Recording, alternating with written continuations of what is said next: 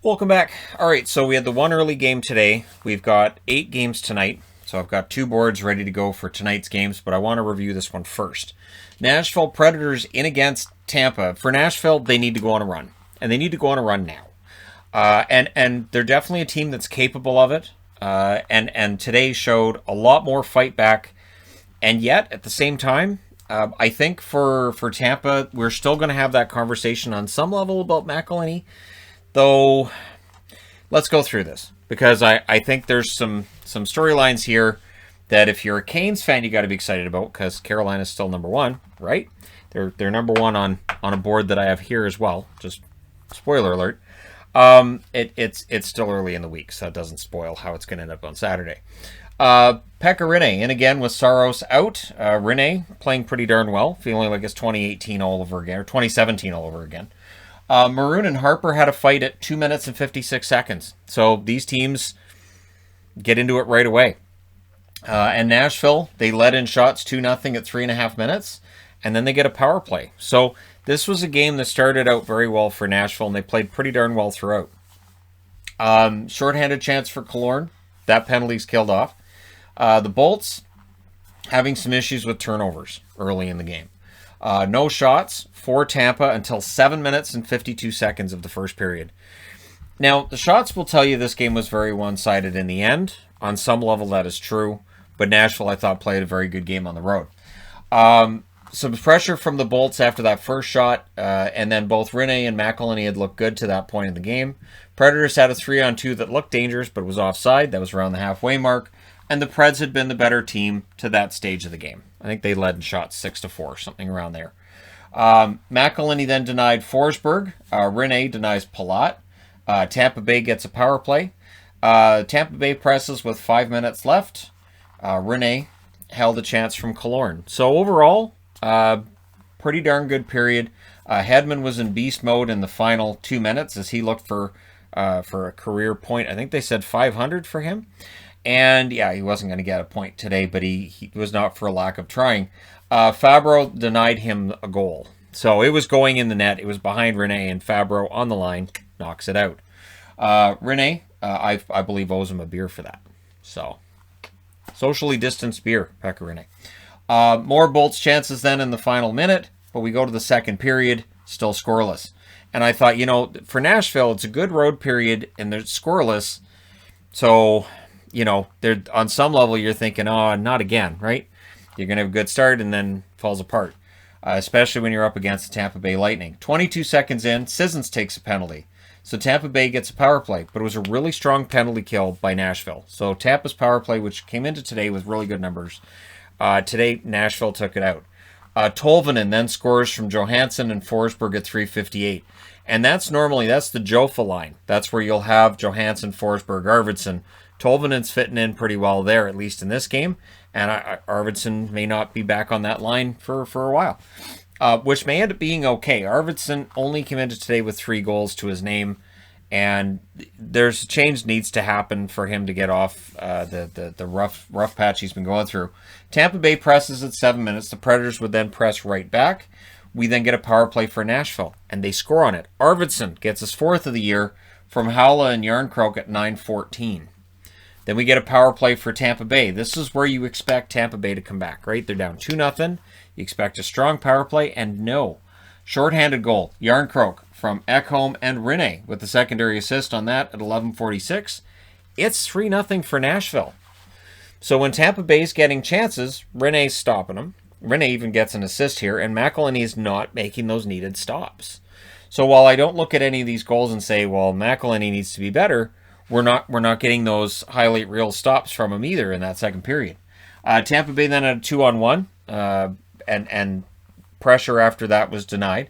Predators then get a break. That was defended well. Predators had some chances with 5.5 minutes left, but Tampa Bay answered with some pressure of their own.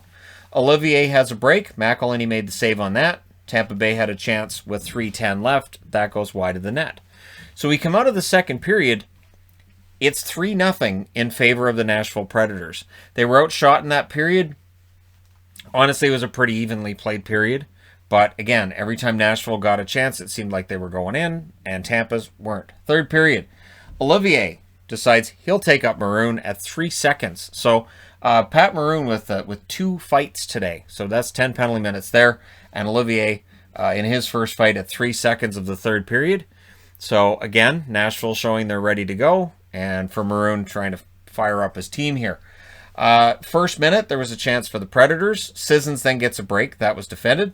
Hedman's denied again. So Victor Hedman coming out of today played really well. Just could not get a goal, could not get an assist in this one. Tampa Bay presses at 6 minutes. The Predators would clear.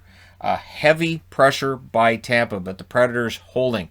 And it was between Rene and net and just defense making sure that as many of those chances, as many of those shots as possible are from the outside, from the point.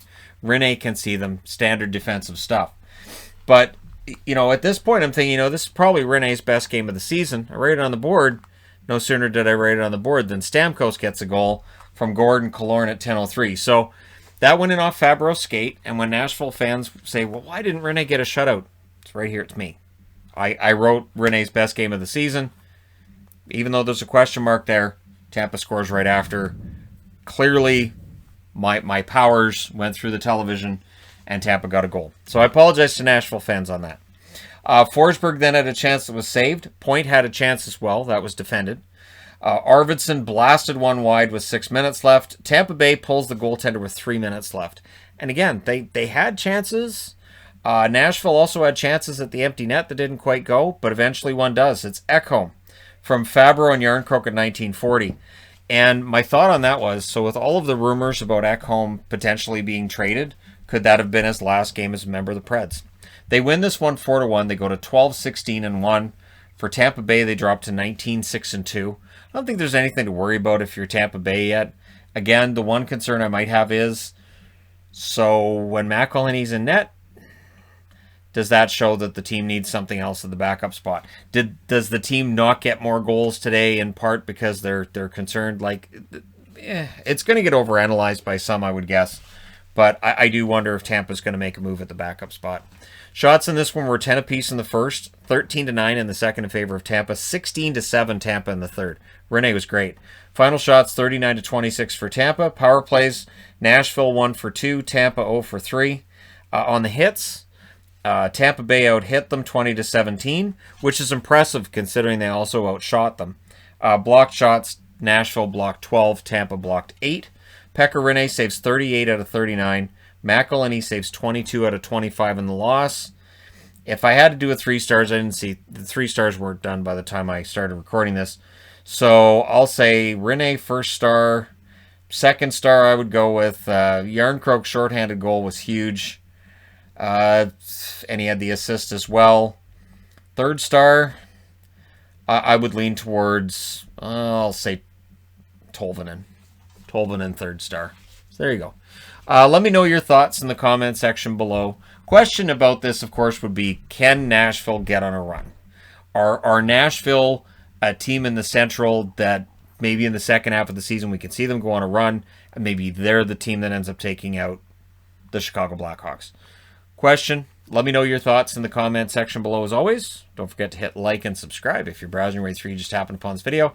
Things are going to get busy in about 10 minutes here where all of the Eastern games get started. There's 5 of them starting then. But I'll be doing the review once the last game of the night, which is Vegas and San Jose, gets done. And there'll be 8 games. So it'll be a little bit easier than it would have been if there was the 9, or if I waited and did this with that video as well. But hey, thank you guys so much for all your support. Beautiful day here. Hope you enjoyed your day. Don't forget to hit like and subscribe if you're browsing your way through, you just happened upon this video. I will talk to you guys again soon.